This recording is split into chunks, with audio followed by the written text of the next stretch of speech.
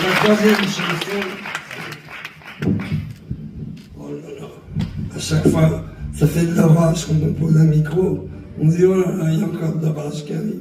Hein? Alors, figurez-vous qu'un jour, j'habitais Saint-Mandé. Et puis ma mère tape à la porte. Dépêche-toi, dépêche-toi. Il y a au téléphone M. Bruno Cocatrix. Il dit qu'il est très pressé. Et il veut vraiment te parler, c'est très important. Alors, je me lève en trombe. Il devait être 10 h du matin. Mais c'est une époque, vous savez, où je faisais pas mal de cabarets. Il y avait Ma Cousine, il y avait Patachou, il y avait la Villa d'Est. Paris était truffé de cabarets avec des beaux artistes. Et alors, j'arrive au téléphone, je prends le téléphone. Allô, c'est Bruno Cocatrix. Oh, monsieur Bruno Cocatrix, ça me fait très plaisir de vous entendre. Figurez-vous que ce matin, je suis allé à Orly pour accueillir Marlène Dietrich, qui vient 1 mois et demi avant son passage à l'Olympia. Et quand elle est arrivée dans sa suite à l'hôtel Lancaster, elle a dit « Je voudrais savoir, est-ce qu'on peut me brancher la télévision ?» C'était l'époque où la télévision, évidemment, vous avez tout compris, était encore en noir et blanc. Puisque là où je vous parle, on est exactement en 1960. Et alors, au moment où le poste a été branché par le concierge de l'hôtel qui était monté pour lui mettre, elle voulait connaître les nouvelles françaises, le hasard a fait qu'elle est tombée sur moi qui chantais Les Boutons Dorés, présenté par Jacqueline Joubert dans le magazine de la chanson française. Alors, elle était avec sa secrétaire qui s'appelait Marty Stevens et qui était la fille du producteur américain Robert Stevens. Et elle lui dit, mais tu trouves pas qu'il me rappelle un peu Gabin quand il était jeune? Alors, Marty Stevens lui dit, oh peut-être, je sais pas, du reste j'étais pas là, je sais pas ce qu'elle lui a répondu.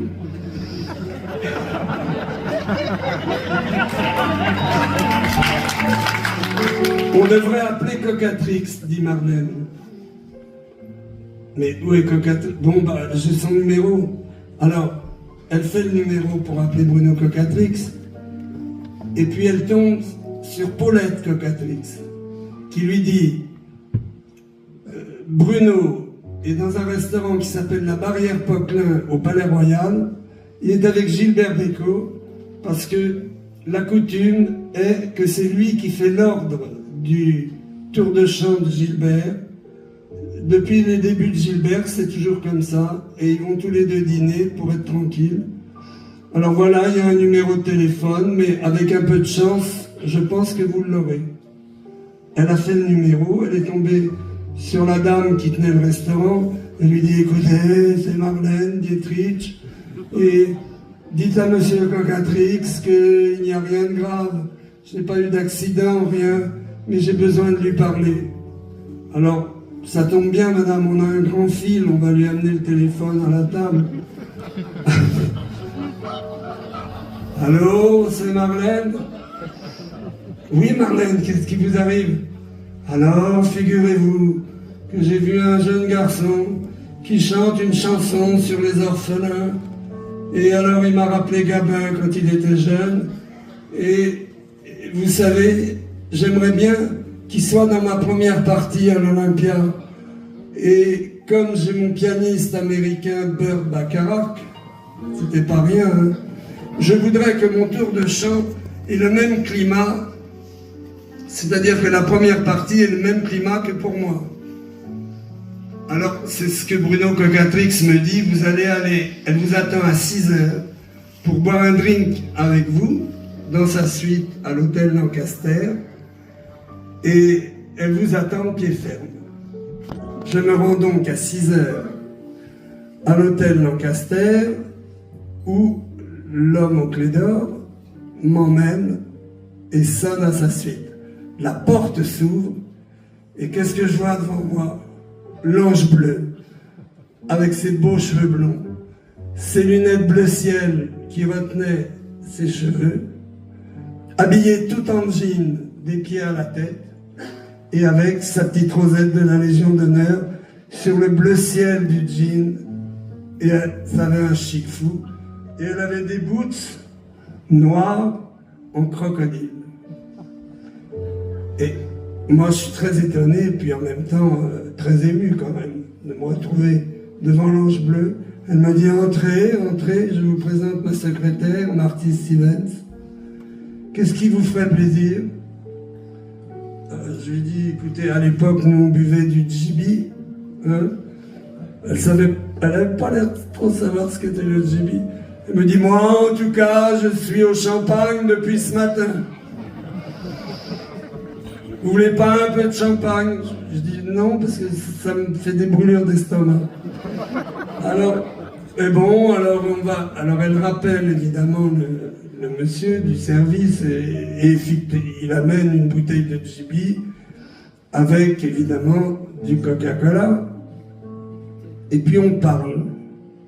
On parle et elle me dit, vous avez combien de chansons? Je voudrais que vous chantiez 6 chansons dans ma première partie. Et demain, vous allez aller à l'hôtel Le Royal Alma. Je vous accompagnerai. Et on ira voir mon pianiste, Burt Bacharach. Je vais être franc avec vous, à l'époque, je ne connaissais pas Burt Bacharach. Si, je connaissais certains de ses succès, parce qu'il avait écrit beaucoup de succès déjà pour Dionne Warwick. Et puis il dirigeait Marlène, mais Marlène, moi je ne l'avais pas encore vue jouer, puisqu'elle venait d'arriver. Et puis ça s'est très bien passé. Et puis, à un moment, elle me dit, vous pouvez me raccompagner à l'hôtel Lancaster? Je l'ai raccompagnée. Elle me dit, vous savez, je suis allemande. Les Allemands, ce sont des bosseuses. Vous ne pouvez pas m'écrire une chanson pour l'Olympia, puisque c'est dans 1 mois et demi. En 1 mois et demi, j'aurai le temps de la mettre à mon répertoire. Mais oui, Marlène, mais je ne savais plus où me mettre. Je lui dis d'accord. Elle me dit, ne tardez pas trop, parce qu'il faut quand même que je la répète, et puis que Burt en écrive l'orchestration. Alors j'ai écrit cette chanson. À l'époque, évidemment, on était en 60. Il y avait ce drame que vous connaissez tous, et j'ai appelé cette chanson-là Berle.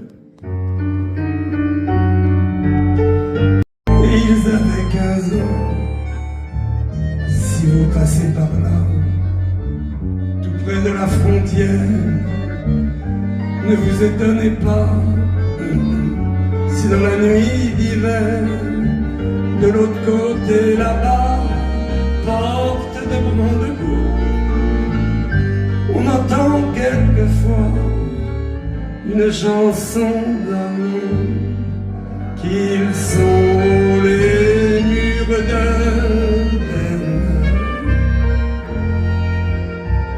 Pour tous les enfants de Berlin, qu'ils sont les murs qui s'élèvent. Pour les enfants qui s'aiment.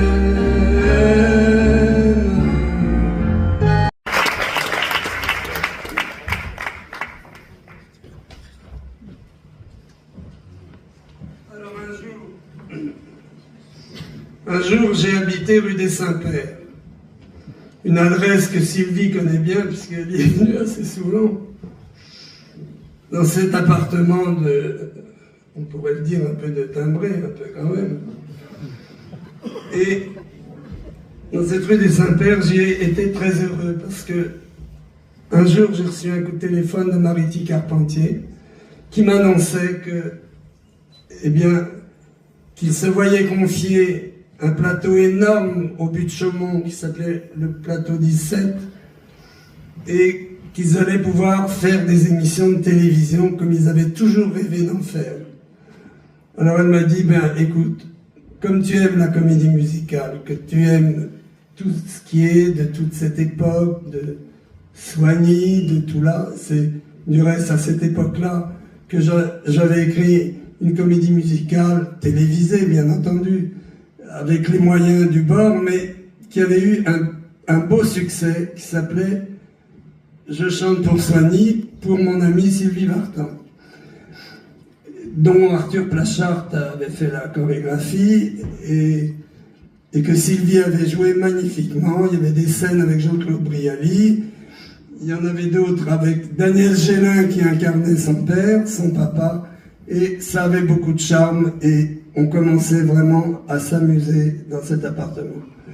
Et puis un jour, j'aimais bien aller me promener du côté de l'église et je vais au De Mago et j'aperçois Juliette Gréco à table qui prenait un thé, il devait être 4 heures de l'après-midi.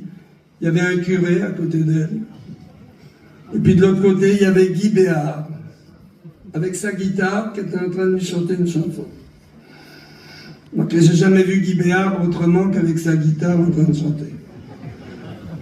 S'il y en a qui l'ont vu sans sa guitare, c'est très très rare. Pourquoi? Non mais c'est vrai, mais c'est bien. Et puis, il me présente à Juliette Gréco, c'était la première fois que j'allais lui parler. Bonjour Madame Gréco, je suis très ému de vous parler. Et puis elle me dit, vous connaissez Guy de Fatto, le père du jazz.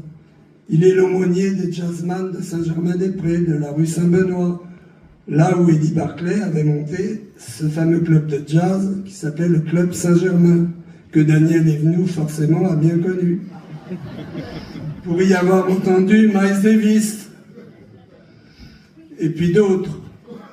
Alors il y avait Moustache qui jouait de la batterie, il y avait... Vous vous souvenez? Bon. Puis il y en avait d'autres aussi. Et alors elle me dit, mais qu'est-ce que vous faites en ce moment? Ben, je lui dis, j'habite rue des Saints-Pères, c'est pas loin.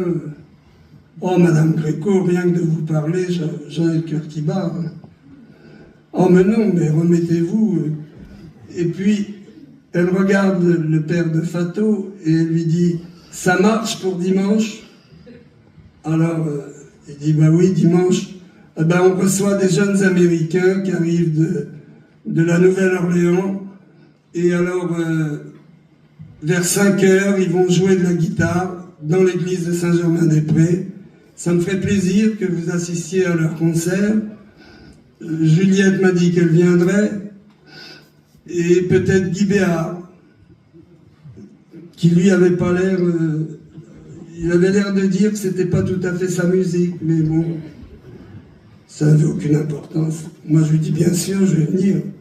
J'y suis allé. Mais figurez-vous que au bout d'un quart d'heure, tous les gens qui étaient dans l'église, là, ont commencé à crier, à attraper les jeunes par les paletots, les machins, ils ont fini par les sortir dehors. Ils ne voulaient pas qu'ils jouent de la guitare dans l'église. C'était terrible, terrible. Moi, je ne savais même pas où me mettre. Je me suis retrouvé à la sortie sur les pavés, là, que vous connaissez. Très vite. Et puis, finalement, je suis rentré à la maison. Et puis, j'en ai écrit une chanson qui s'appelle « Alléluia ». Mais ça me ferait plaisir que les « Alléluia », vous les chantiez avec moi. Parce que comme on va aller chanter à la cathédrale de la Motte-Beuvron, comme ça vous connaîtrez la chanson. Alléluia!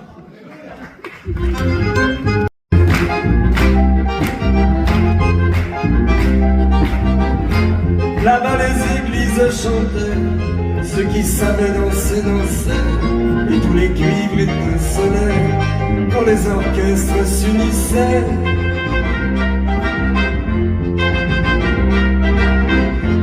En Europe ils sont venus, Dieu ne les a pas reconnus, quand dans l'église ils ont joué, tandis que vieux Jimmy chantait. Alléluia, Alléluia, c'est ma chanson pour toi mon Dieu. Alléluia, Alléluia, c'est ce que je